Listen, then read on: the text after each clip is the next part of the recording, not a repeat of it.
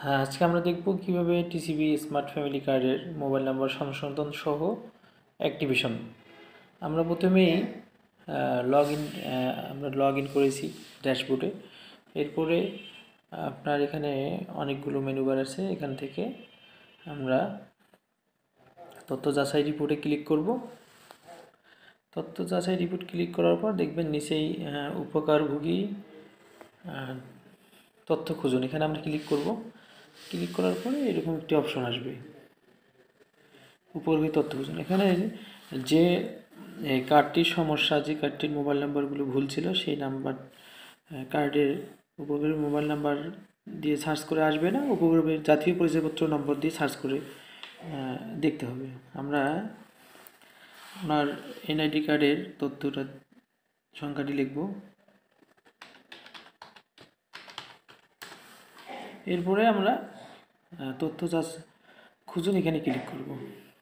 একটু অপেক্ষা করলে দেখবেন যে দুঃখিত, আচ্ছা এখানে ভুল হলো, আচ্ছা এখানে একটু ভুল হয়েছে, এখানে 37 হবে। আচ্ছা একটু যাচাই করে তথ্য খুঁজেন, দেখেন নিচে আমাদের চলে আসছে কার্ড প্রস্তুতকারীর নাম হচ্ছে শাহিনুজ্জামান। আমরা এখন কি করব, একটু স্ক্রল করে নিচে আসব, এসে আমরা দেখব যে অনুসন্ধান রিপোর্টে ডান সাইডে আমরা দেখতে পাবো অ্যাকশন অপশনটি। এই অ্যাকশন অপশনটিতে আমরা ক্লিক করব।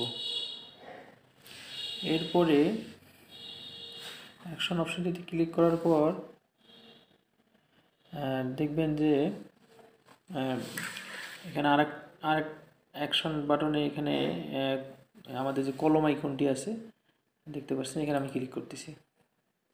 ক্লিক করলে দেখবেন যে এখানে আপনার মোবাইল নাম্বার পরিবর্তনের যে অপশনটি সেটা এসে গেছে। আমরা সঠিক যে তথ্যটি সেটা আমি এখন দিব, যে ওনার সঠিক মোবাইল নাম্বারটা। এর আগে ইনপুট ভুল নাম্বার ছিল, এখন নতুনভাবে আমি দিচ্ছি। আচ্ছা যাই হোক, এইটা হচ্ছে ওনার নাম্বার। আমি এটাতে পুরোটি লেখার পরে এটা আমি আপডেট করে দেব।